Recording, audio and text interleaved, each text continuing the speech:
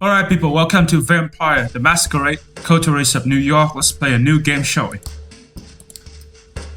Choose a clan. Brujah, Ventrue, Toreador. Yeah, let's just go and play the game in order, right? The rebel against power and rage against authority. A seemingly insignificant man with significant ideas will join their ranks tonight. Except, choose my name. My name is... Well... Yeah, let's just type it in. I was thinking about something else, but whatever. Or maybe not, you know what? I'm going to use the name. I've been using quite a lot lately.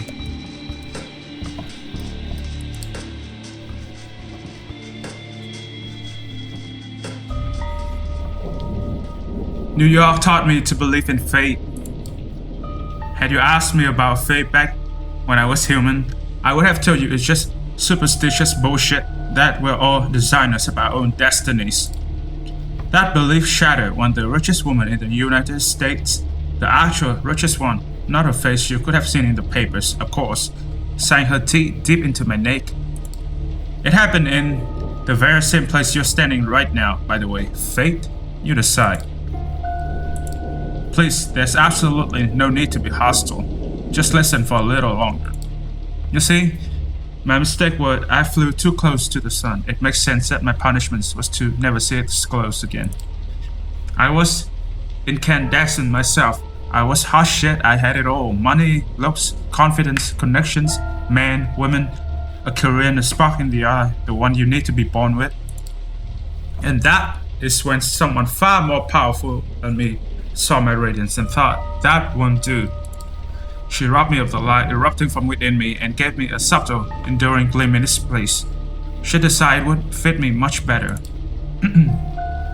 She was a 9th-generation kindred just like you, an apex predator. She probably enjoyed showing me a peak of human excellence, my real place in the food chain. It's such an eyesore that when you look at some loudmouth racket and see them for all they really are, the temptation to teach them a lesson can be unbearable, right? Well, my side lesson was a lesson about fate, a message saying, you are eternally doomed to being at the mercy of your sovereigns. It almost drove me to destroy myself.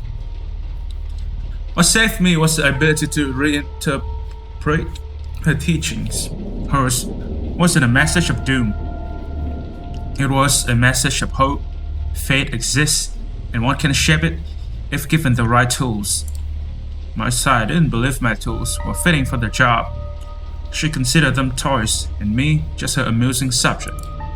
Well, she's deader than dead now, and I'm still here standing right where she stood when we first met.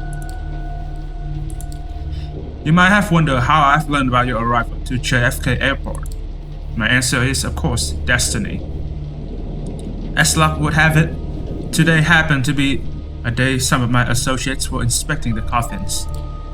Driving you here straight from the plane and having you wake up in such an unfamiliar place was a little desperate, and I do apologize for it. But it is so rare for you to visit New York 3 times in the last 15 years, was it? And you're never eager to inform me you're here.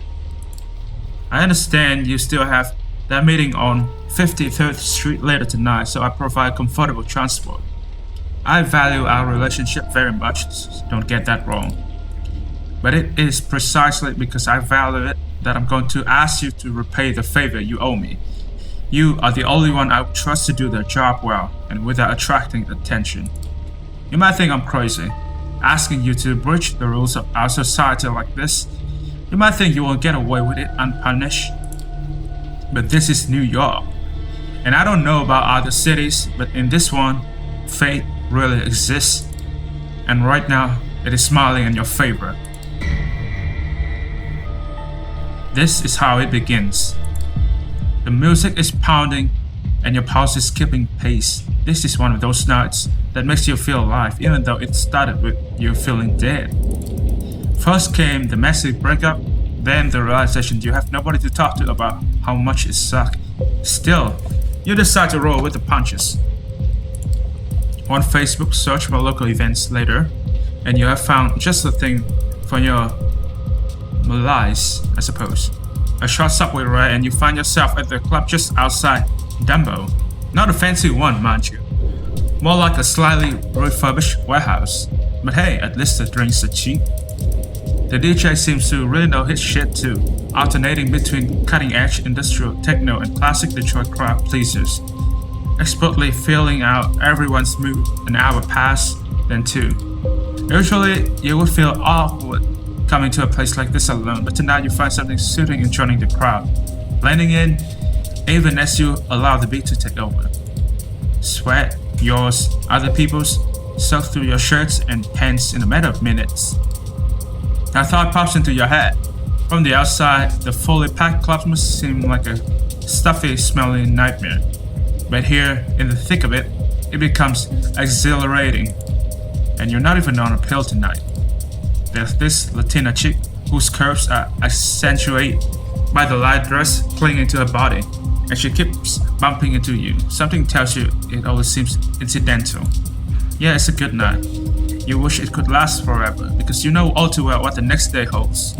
Waking up, getting dressed for work, the commute, the 9-to-5 grind that will make you just enough money to pay the rent and keep living in your overpriced shithole of an apartment. And with Jessica moving out, it will all be coming out of your pocket. You run some quick calculation in your head and immediately come to the regret that you did. Never mind, you spot the Latina again. She's now next to another guy, hitting it off. Your chance of not going to bed alone gone. Just like that. Fuck. Your mood temporarily shut down. You leave the dance floor and stumble your way to the filthy bathroom. You take a look in the mirror and start to wash your face obsessively. Over and over again. A voice from the past echoes in your mind. I have never felt like this with anyone. Seriously, I mean it. I feel like all my relationships up to this point were test runs. A shitty way to compensate for my low self-esteem. But this feels right. Finally. Shut up, Jess. This was the craziest fucking day in my life. God, I need a smoke. Pass me a light. What do you mean? Cops took the lighter?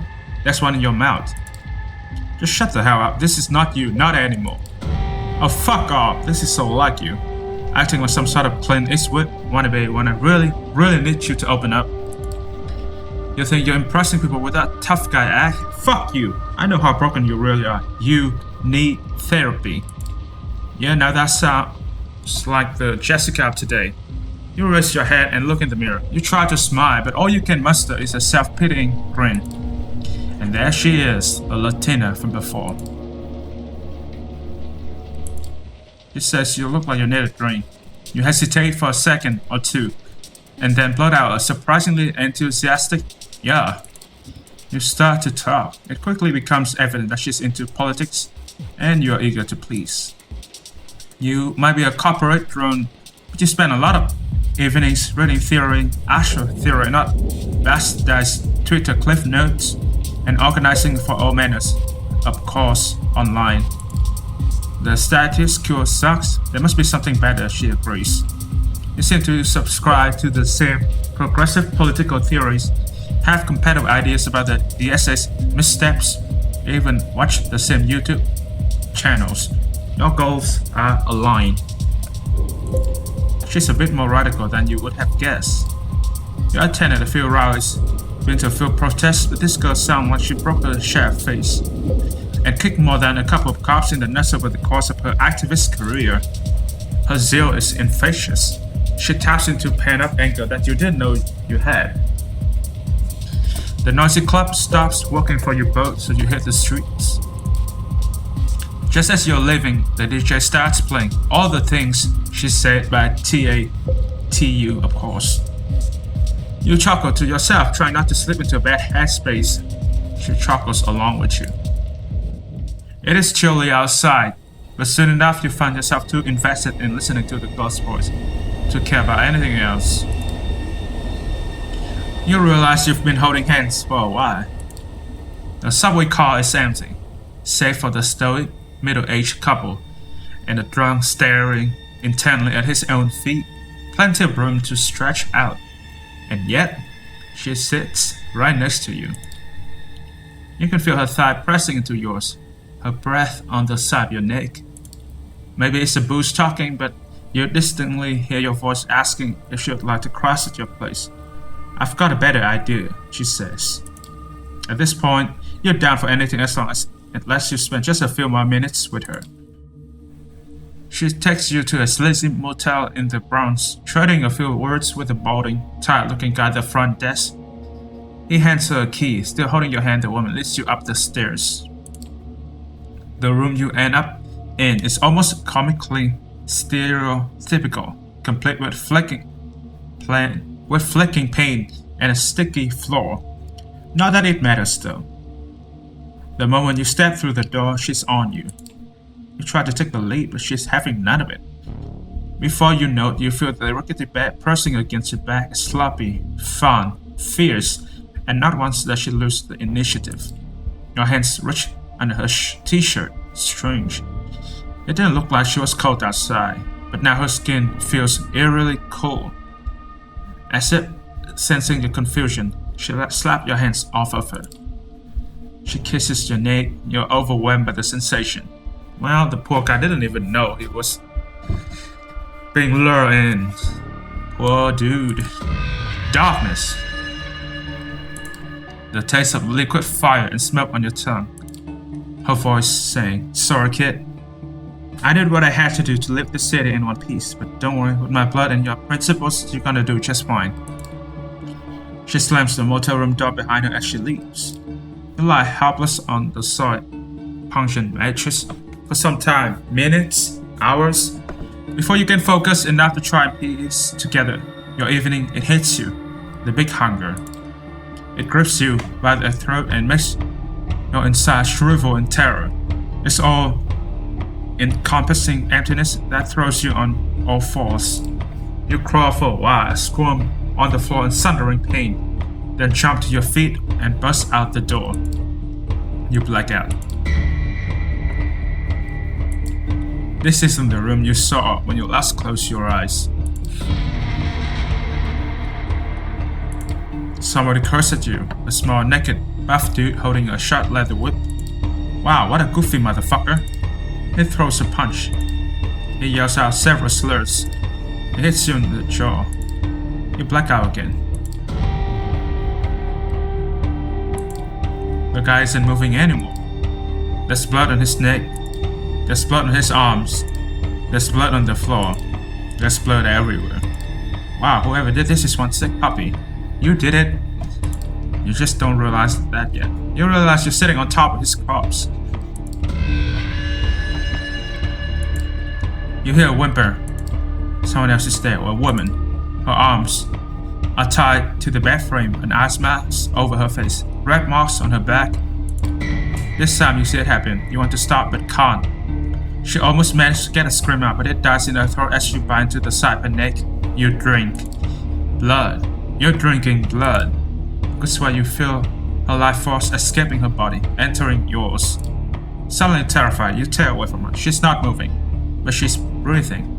There's barely a mark on her neck. The guy on the floor, though. Oh my god. Okay, now I understand why the guy was pissed off. He walked into the wrong room. They were having sex. You double over in a spasm, realizing what you did. You feel like throwing up but can only gag. Panic sets in, another realization dawns on you. Your heart is not beating. You put two fingers to your wrist but feel no pulse. Same thing on the neck, nothing. There's no breath coming out of your mouth. You have to get out. Get someone to call an ambulance. For yourself at least. Probably too late for the dude on the floor. Did you really kill him? Ah, what a mess.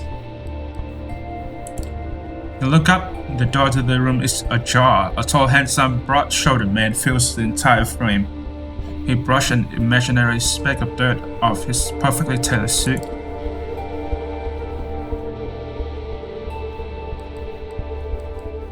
This is not what it looks like. Hey man, this isn't what it looks like. That's good to hear because from where I'm standing it looks like you're in a world of trouble.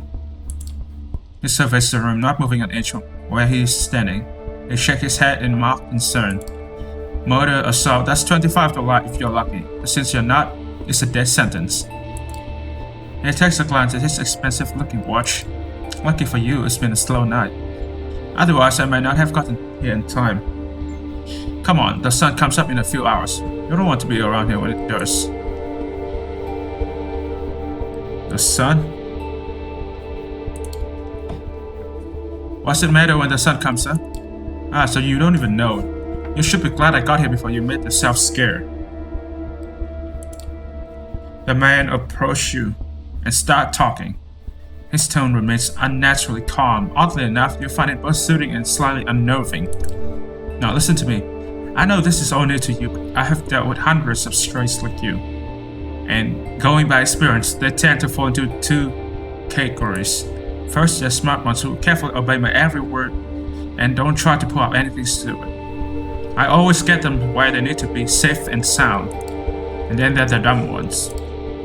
The punks who thought they could take me on, the wise guys who tried to contact somebody secretly and without permissions, the troublemakers who tried to run off and make a scene. None of them got to their destination in one piece. In fact, most of them never reached their destination at all. His voice becomes slightly bored and monotone. You can tell he has given this speech before like dozens of times. So you see, while I generally consider myself pretty smart, I'm also a maths fan. It's one of my true weaknesses. One that inspired me to come up with a 3-strike system when dealing with pups like you.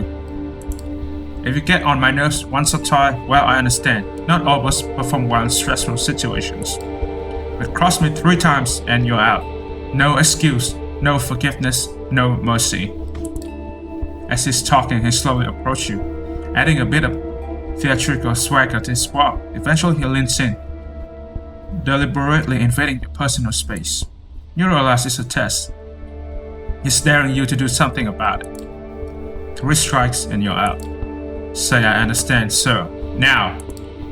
You have never been too eager to bend the knee to anyone, but this is something else. The man's very presence instills a primal fear in your heart. I understand, sir. Glad we have an understanding. Moving on. Is there anyone you would want to inform of your current situation? Tell them you're alright. He flashed his fangs briefly, and for some reason, the sight sends a chill down your spine. There's something very wrong about it. Someone closest to you? My ex-girlfriend, my girlfriend. I think. Jessica, my ex-girlfriend. She kinda hates my guts, but yeah, I suppose it would be her. The stranger gives you a puzzled look and decides to part further. The closest person in your life hates your guts. This sounds something resembling a look of pity. He turns his eye to the corpse on the floor. When it rains, it pours, I suppose. Well, if you would like to ruin her day and let her know you're alright, give me her phone number. I'll have someone take care of it, discreetly of course. You hand him your smartphone, so he can copy the number from your list of contacts. Thank you, this will be useful in illustrating my next point. Instead of giving you back your phone, the man hides it in his pocket. From this point on, you are subject to different laws than the ones you grew up under, and you will be watched by many eyes to ensure these laws are respected. You are forbidden from letting anyone know you're still alive. You are forbidden from showing your face anywhere they know you. If anyone comes looking for you, it's over for both of you and them. He interrupts his monotone recitation and stares deep into your eyes. So unless you want your girlfriend to end up at the bottom of the Hudson's, I would suggest you cooperate. He probably displayed his fangs again. You have put Jess in danger. God damn it. I can only hope that you care for her enough not to do anything selfish.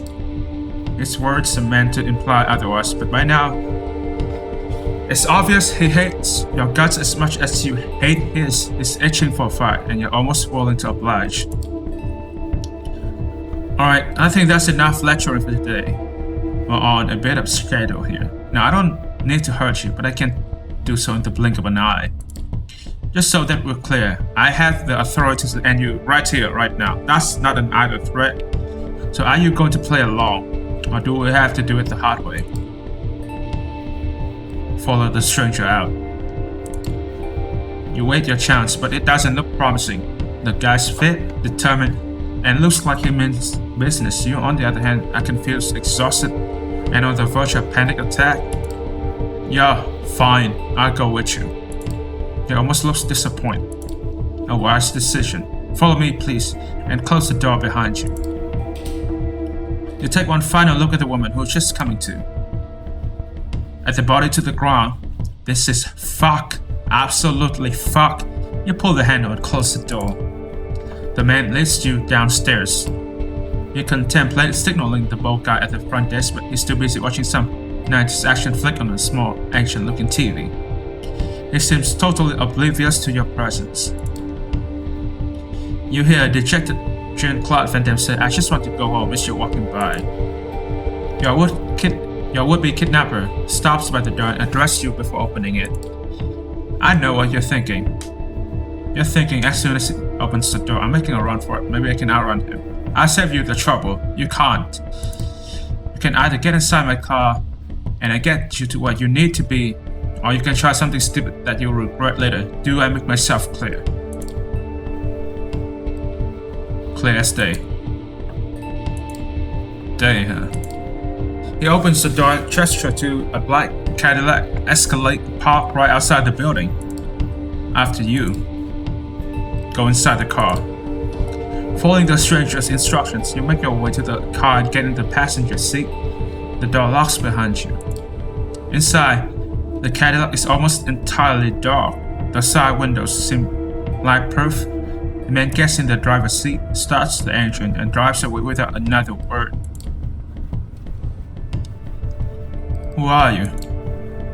Who the hell are you anyway? I'm the ferryman, here to take you to the other side. You wait his next words carefully.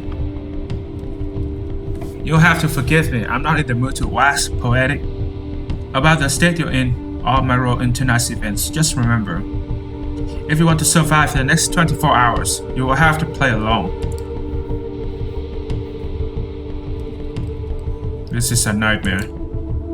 This is all a fucking nightmare. The stranger smirks. Understand that this is for your own good. Times being what they are, you should consider yourself lucky. You drive in silence for about 20 more minutes as exhaustion catch up with you. The street lights faded into a blur. Eventually the car stops and the doors open. You emerge from your dreamlike state and find yourself in some kind of underground parking garage. You two are the only ones here. The man points to a nearby door. Go on in. Make yourself comfortable. If you get hungry, again, take a look in the fridge. I'll pick you up tomorrow, and you'll get your answers. Behind the door is a small room, no windows, just a simple bed, and a single light bulb hanging from the ceiling. A small fridge is humming away in the corner, accompanied by a rattling AC fan in the wall. Guess I have to trust you. I guess I got no choice but to trust you. It took you this long to figure out. Remember when I said you were lucky, I meant it. See, my job is to get rid of problems, but I'm not always this polite about it. This time, I was specifically told to mind my manners. So believe me when I tell you, considering how this night could have turned out, being stuck in here for a night is a really good deal. Now get in or I'll throw you in. Walk inside the room. You step inside, the stranger nods. If you want to survive, you have to, comply with the guy. You don't have the power or anything you can do. What's up with this? Dictionary, new red. There's nothing here. What about this? Is this some side block? The beginning, your introduction to the word darkness begins now.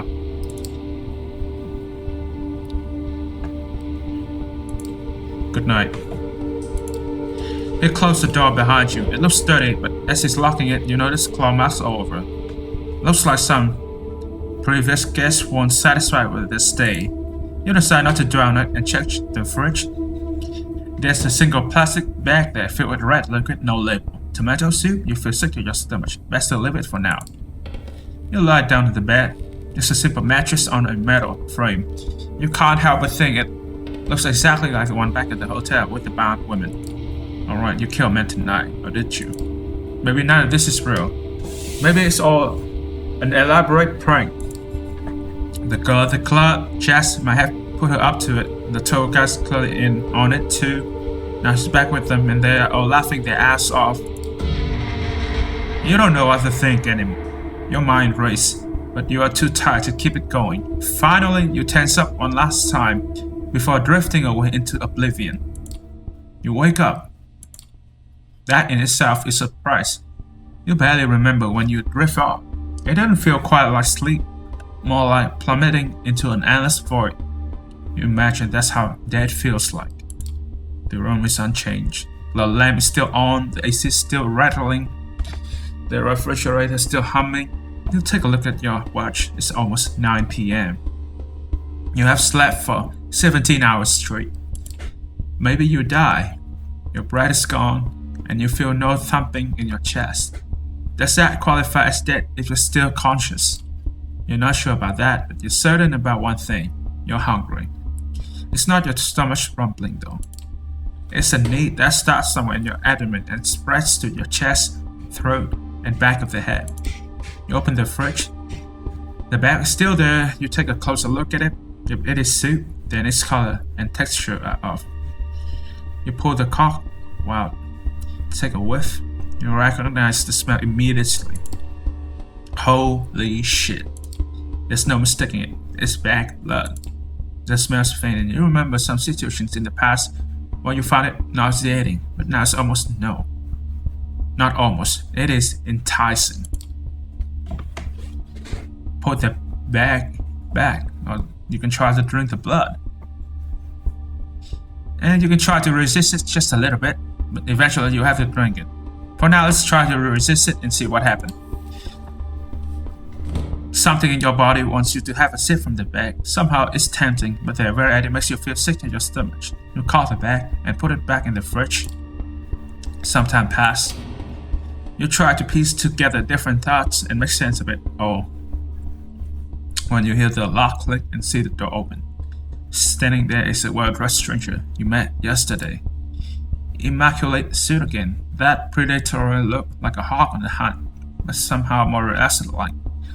So, like a tame hawk, maybe. Good evening. Slept well? Your face is good enough as an answer, I suppose. There's not much you know. But of this, you're 100% sure you look like shit right now. Come on, we've got a place to be.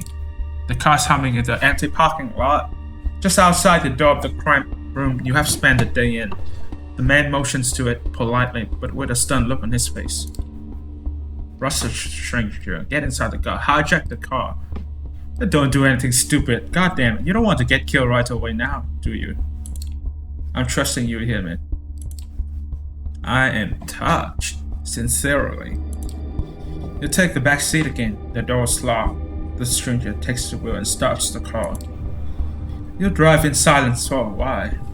From time to time, you keep trying to catch a glimpse of familiar streets and landmarks through the blackened window, but it's of little use. The car's also soundproof, so all you can hear is a bit of traffic humming and the car's engine. The driver doesn't say anything and seems focused on the road. You check the door handle. Yeah, the door's locked, alright. The piece of dark glass separating you and the front of the car looks sturdy too. There's nothing left to do but wait. You didn't have time to think about it before, but you realize now that you're hungry. No, not exactly. It's not a rumbling stomach that grabs your attention. It's a sneak that starts somewhere in your abdomen and spreads to your chest, throat, and the back of the head. After a while, the need transforms into an overwhelming wave of anger. You clench your fist and jaw. You kick the wall that divides you in the dirt. You feel like screaming.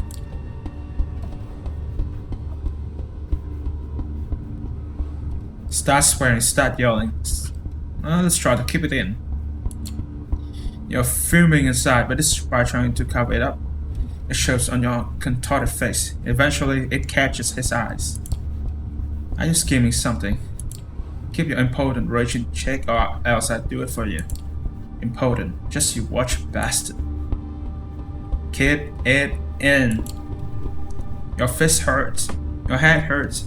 Your bowels are burning with a dull flame, and yet you don't break. A minute goes by and the rage passes.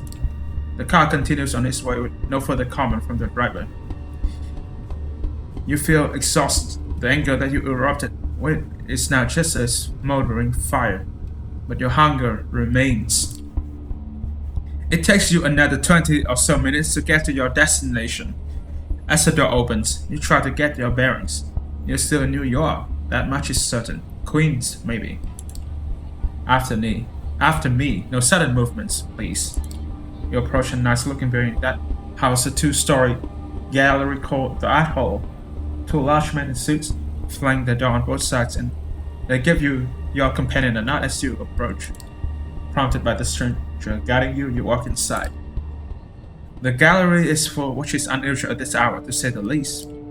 About 2 dozen faces fill the showroom, and a number of waiters navigate the gathering, serving drinks. All of them are beneath the guests' attention. The visitors are well dressed for the most part, but it is unclear what they have gathered here for. They're all the vampires, I suppose. Nobody seems to be particularly interested in the art pieces on the walls, and the atmosphere is polite, and naturally so. Many guests turn to look at you and the stranger who brought you here. Their glances are varied. You see the open contempt on a few faces and animate interest on others. Most of the eyes in the room calmly observe you as if wishing to appraise your worth.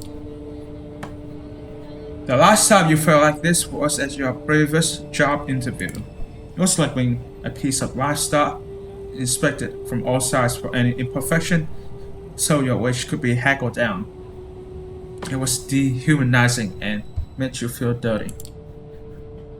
When they call you the next day to offer you the job, you decline. Even when you're nobody, you become even less if you trade over your dignity for a paycheck. The memory makes you feel warmer inside, even now, although the state of your bank account never did. Good evening, Quadi, and to you, Chidi. The noble cold voice takes you out of your head and back to the situation at hand. The gallery, a crowd of strangers. You being brought here against your will, for what purpose? The room awaits your response. Good evening, miss. You are addressing the Prince of New York City. Helen Parnhart, charted up Michaela. Thank you, my sheriff. But I am capable of introducing myself. She is somewhat plain looking and doesn't seem to possess a great deal of charm, but still the entire room is intently focused on her voice. She has influence over these people, that much is clear. You may address me as Prince Chide. I realize your introduction into unlife was abrupt, and I understand your sire left shortly after. The rules of our society dictate I punish you both for these transgressions. A murmur of agreement maybe can be heard from the gathered audience, but I am willing to listen to what your outlaw sheriff has to say about the circumstance of your embrace first.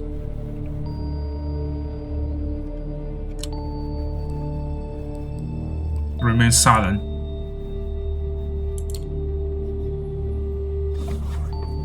You decide it's best to stay silent and listen to the whole situation unfold. It feels like you're out of your depth here. Shall we begin? You are about to be judged by the Court of New York City, Quadir. Please tell us how you found this fledgling and what happened on your way here. Court, Prince, is this some kind of secret society make-believe? A trusted informant who has chosen to remain anonymous at this time tipped me off about a suspicious kindred appearing in one of our domains. Upon investigating, I found them gone, but this fledgling remained in their place. The hunger made him salvaged a prostitute in his client in a bronze brothel belonging to one of the ministry. I have already spoken to Saint Rick about this and made sure it will blow over. Regarding the fledgling himself, surprisingly enough, he offered little resistance last night and cooperated on our way to the safe house. I was pleased to not have to force his compliance. We had a quick chat, but wishing to appear post-haste, I urged him to join me, which he did without struggle. Again, a pleasant departure from my usual routine. His basic nature took over during the drive here, but I am relieved to note he managed to compose himself before I was forced to intervene. The story ends with us arriving at Elysium tonight. All eyes are on you again. You take a special interest in one of the faces. It's a beautiful woman, with curly, almost blood red hair, and a dress to match. You see her whispering to some spectacle man with an absent-minded look on his face. Who is she? You wonder. Thank you, Coterie. I take note of this fletching behavior and will take it into consideration later. She turns her attention to you. First, there is the matter of your sire.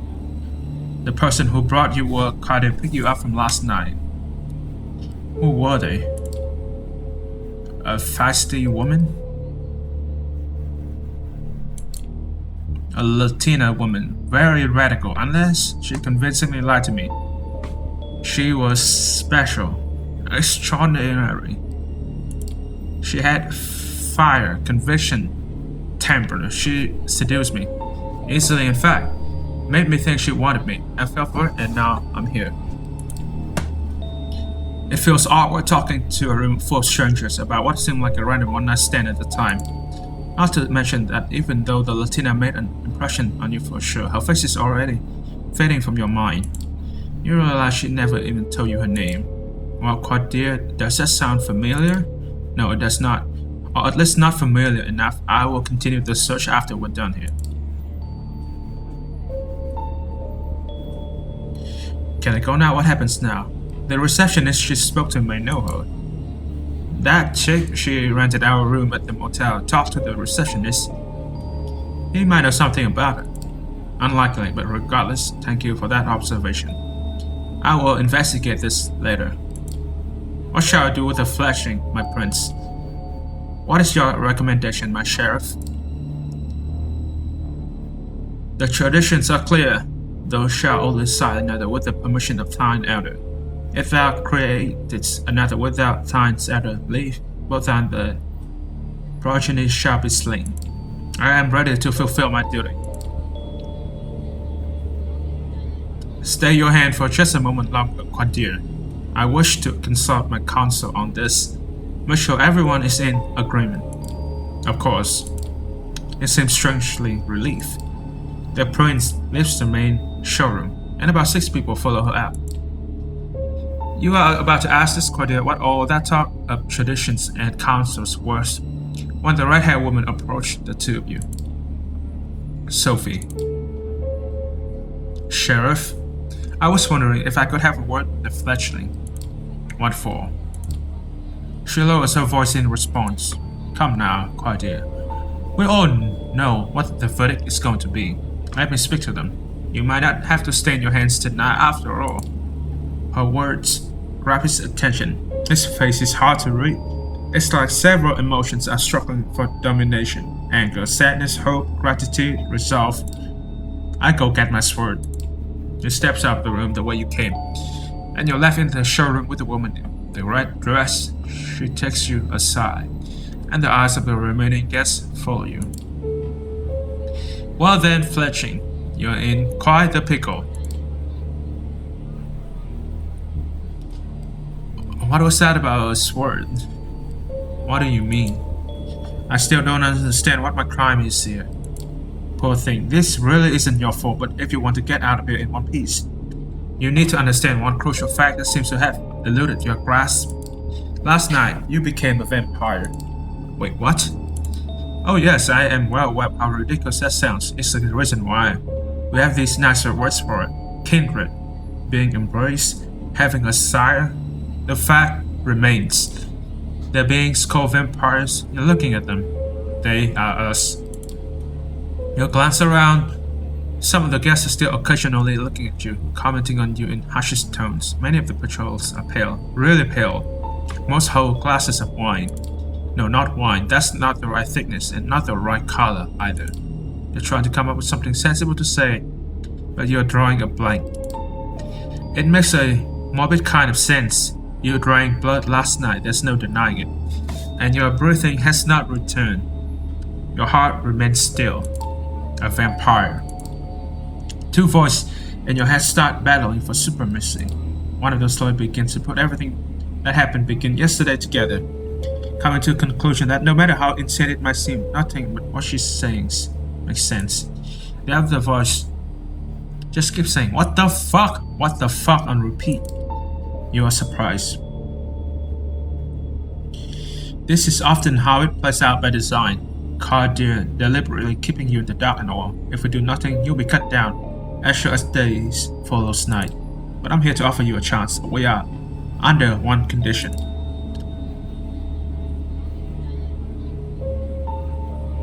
I will take you under my wing. If you're lucky, the prince will be in a good mood tonight, and your deference to Coteries will work in your favor. She might agree to this, but only if you swear fealty to me. I'm not making this offer lightly. As your patrol, I will take responsibility for you. Your actions will reflect on me. If they reflect negatively, well, I will make sure you face the consequence. You will make me your servant? So let me get this straight. You will make me your servant in exchange for my life. That's a deal. If you insist on putting it in such pedestrian terms, yes, that's the deal. As you so eloquently put it. The alternative is I fear final death at the hands of Coteries here, tonight. Steps and hushed voice can be heard from the side room. It seems the prince and her council are returning to the showroom. Coteries appears from downstairs as well and starts walking towards you. When you hear the verdict, ask to be spared. I will intervene. Remember my condition. She flashed a heart-melting smile towards Coteries, who does not smile back. The sheriff's immaculate suit is now complemented by a curved, oriental-looking metal scabbard, fastened with a colorful sash around his waist. It will look vaguely ridiculous. It wasn't surprisingly intimidating first and foremost. Coteries takes his place next to you and observe as the prince takes center stage again. Loyal kindred of the New York City Camarilla gather here tonight. I have made my decisions regarding this fletching. She'll briefly address you. I want you to know that this was not an easy decision to make. For your part, you have not done anything to earn your ire. I do feel a genuine sorrow for what must be done. We're all keenly aware that these nights we need to close our eyes and trust the wisdom of our elders and their traditions more than ever before. There's no place for tolerating dissent when our very existence is under constant threat. Although I acknowledge some of my conscious divergent opinions on this. She takes a look specifically at one of the people who left the room before, a rather plainly dressed, a shy-looking man whose skin has a somewhat healthier tone. He bows his head in deference. I hold the final authority over this fletching's fate, and I declare that while their embrace might be the sire's responsibility, in their absence it is their progeny that must be punished. The sentence is final death, to be resolved presently. Coteries. You hear a scraping sound and see that the sheriff has unsheathed his curved sword. It's a beautiful detailed blade which you expect must be worth a small fortune. Its apparent sharpness makes you freeze up. 2 hours, bottom of the night. His quiet mumble is audible to nobody but you. As his eyes meet yours, you know just a hint of sadness in his countenance, one that quickly vanished to give way to grim determination. and he's out to bed. You will not get another chance to speak up. Ask for mercy. You make your choice. I am not going down like this, damn it. Spare me. Prince, if I may ask you to stay the sheriff's hand for a while longer? Cordelia looks at the prince, awaiting her response. The sword is still hanging above you, threatening to fall at a moment's notice. Is there something you would like to say, Miss Langley? Yes, if I may. At first, the prince looks somewhat annoyed at the distraction, but she stays quiet for a while, measuring the mood in the room. The boy suddenly look at you with aroused interest. Some of them dismayed at not seeing the bloodshed, but all intrigued by the unexpected twist. The prince nods. Well, let's hear it. Sophie takes a few steps forward. All eyes are on her now. But Cuddy's heavy hand on your shoulder makes it clear you won't take advantage of the distraction. My prince, while the traditions are clear, I believe that the proper context should be observed in addition to the letter of our laws. This fletching is a burden, but with proper guidance they could become an asset to our domain.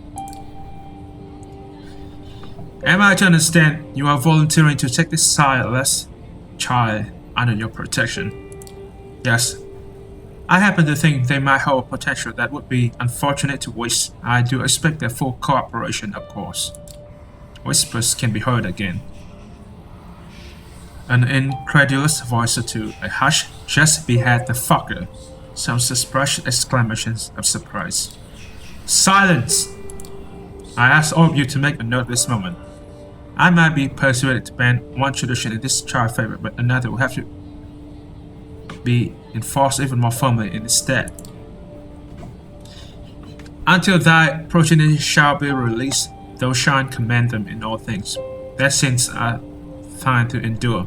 Are you certain that is a responsibility you wish to shoulder, Miss Langley? I am willing to guide this fletching and add a valuable ally to our sect in a time of need, yes. But I would like to receive the right of destruction over them, if it please you. Destruction? Oh, hell no. Give me a chance to prove myself, Prince. Say nothing. This is not your place to speak. It is clear tensions are high. It feels surreal to listen to strangers discussing your dead, or second date apparently, and keeping silent. You decide for the best to let Sophie handle this alone and not interject. You have no idea how to handle this eyes wide shut crowd. The prince looks at you as if waging your worth. She takes another good measure of room before she speaks again. I shall grant what you ask. Let it be known, Sophie Langley of the clan of the Rose will become this fledgling patron. They shall be considered like sire and child.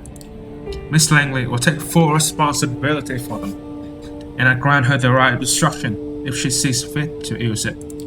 Let my intentions be clear, however. If I am to turn a blind eye to one of our most important traditions on these occasions, I expect it to be beneficial to the Camarilla, substantially so. I hope you find this verdict satisfactory, Miss Langley. Of course, Prince. Thank you.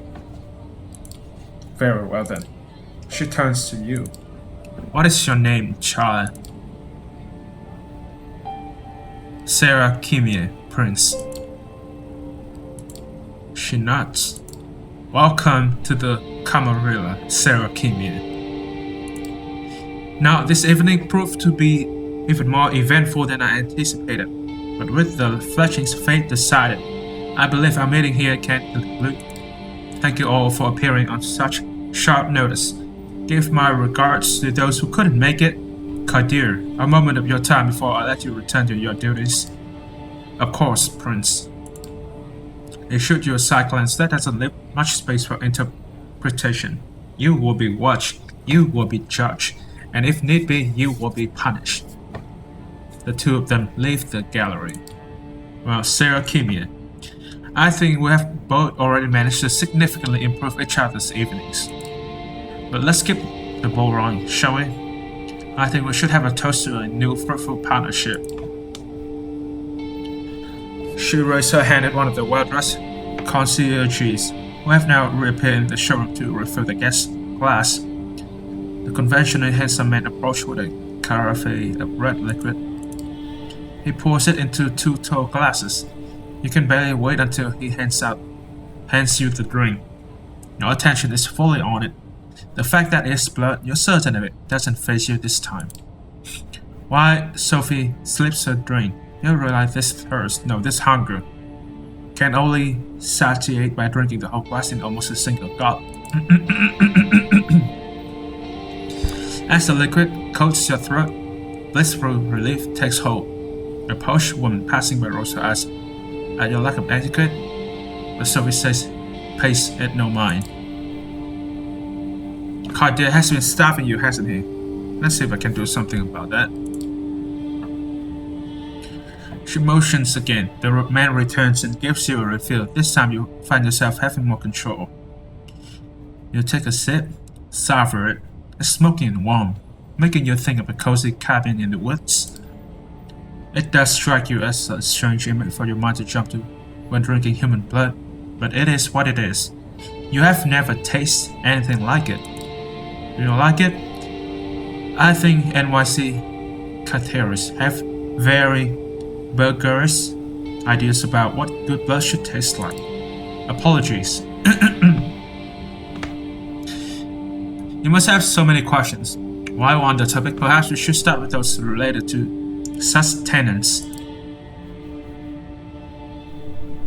How much do I have to drink? I feel this hunger constantly. How much do I have to drink to make it go away?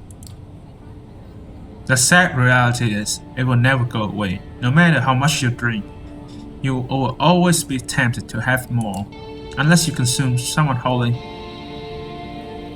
to the last drop, paying for temporary relief with their life, but that is a one-way road to losing your humanity. Let's start by just taking a single sip from a vessel. Be prudent. Hot, fresh blood will be more satiating than most anything that's served in a fancy glass, but it can make you more voracious. As to how much you should have, it depends. If you're frugal, you can survive many nights without a single drink. But it is risky and will tempt the beast. That is part of our curse. Tomorrow I shall take you hunting and we'll explore this topic further. The blood you're having tonight should be enough to keep you happy for now. You mentioned a beast? Is that a metaphor or... Oh, it's quite real. Although not in a strictly physical sense, it lives in all of us. Our nature and hungers manifest. Those more religious among us connect to the biblical Cain, the rage of the first murderer, cursed by God, sitting in all his descendants. I, however, am a child of the Enlightenment. Not that it makes my struggle any easier. I have to be wary like every other kindred in this city and beyond. Individual kindred each have a unique relationship to the beast. What yours is going to be remains to be seen. But you do need to keep it under control. Each outburst endangers not just you, but also the masquerade. The concierge returns, asks for permission to intrude, which Sophie gives with a polite smile, and leans in to whisper in her ear. You know that the gallery is now almost empty. I'm being told the gallery is just about to be closed. But we still have quite a lot to discuss. We'll go to one of my apartments. My jalopy is waiting downstairs. Come. The smile she puts on makes you remember the way you felt with the Latina. It's not arousing though, more like magnetic. You find it hard to argue. Even though you're still suspicious of her authority over you, her charm momentarily wins you over. Sophie leads you to a luxurious silver Rolls Royce and invites you to sit in the back. The chauffeur, a broad-shouldered, clean-shaven middle-aged guy, starts driving immediately. Why did we leave off? I believe I start telling you a bit more about our customs. You have heard the prince refer to our traditions. The chief among them is the masquerade. As you might have gathered from us assembling at a niche gallery after closing time, our comings, goings, and doings tend to be somewhat secretive. We do not advertise our existence. We allow myths and modern fiction to morph and muddle the facts. So, to the vast majority of kind, we remain bedtime stories and pop culture icons. Say, is that one television show about vampire angels still popular? Vampire angels, sorry. You shake your head in confusion. She shrugs and continues talking, looking a little bit more dejected than before. Our clandestine ways help us remain safe, allow us to explain away the occasional trip up to the rational minds of the 21st century humanity, and dictate much of our interaction with mortals. So, what is the flip side? So, like, we're the proxy, you are a vampire, but you need to keep quiet about it. What's the point? There has to be a flip side, right? Don't get me wrong, we have power, immense power, influence over mortals. Immortality has its benefits too, of course, but we have many enemies, and some know our weaknesses well. For one, sunlight burns us. That's why we rest during the day. You felt more like being dead than being dormant, isn't it? But we have no choice. We're night dwellers, but day sleepers. Some more folk-related threats are just legends, or occasionally a minor nuisance. Garlic, running water, even a religious symbol don't repel us unless the weather is uniquely poor and godly. Stakes through the heart, though, that's something to avoid. They do not destroy, but they do paralyze, which, under the right circumstance, can often be the same thing. That's the reason to have somebody like my trusted driver, Gregory, making sure you're safe when you drift away. We have many enemies, and they often know their advantage lies with daylight. So it's good to keep human friends. Am I right in thinking that having a human friend or two is necessary then, or at least useful, in moderation? And best if they don't know your true nature. Also, I would say that subordinates are useful, but friends? I haven't had one of those for many years now. Our little sect supplies social interactions aplenty, but it doesn't really encourage friendship. Alliance of convenience to be broken at whim. Yes, that's more like it. Long-term solidarity does occur in the Camarilla, but we're a very politicized organization by necessity. Loyalty is to your sire, to your prince, and to the sect. Friends must remain a distant priority at best for us to maintain the masquerade and thrive as the years pass. With age comes authority. With it comes influence and power, if you wish to reach for them. She seems to be lost in thought and fall silent for a while, leaving you to ponder all the things you have learned tonight. It still feels absolutely unreal, but as piece after piece of knowledge falls into place, the image becomes almost like an entirely logical jigsaw puzzle. Whatever you wouldn't believe on your own, you have witnessed. Many questions swarm your thoughts, but the one you keep returning to is what your place in this new reality should be. The car stops. You are in the city, in front of an old but well-renovated apartment building. We're here. Would you like to see your lodgings?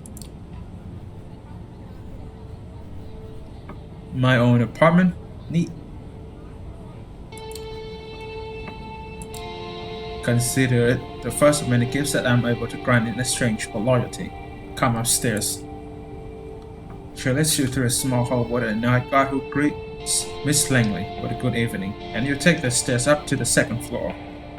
Sophie opens the door to the room 209. Inside are all the amenities you could expect from a modern apartment, and some you wouldn't have deemed necessary just the previous night, including thick blinds at the windows. The back room has a comfortable looking bed and a thick steel door, with several sturdy looking locks but no windows. Well, how do you like it? It feels too nice. It is nice in this very agreeable way, lacks character. Well, I would appreciate it if you could hold back the need to redecorate. I am actually really fond of the decoration here. Tomorrow I will take you hunting and discuss the blood in more detail. I'll let you get comfortable. The keys are by the television set. I'll come pick you up tomorrow night. It's a back room for us. You can lock the doors, just in case.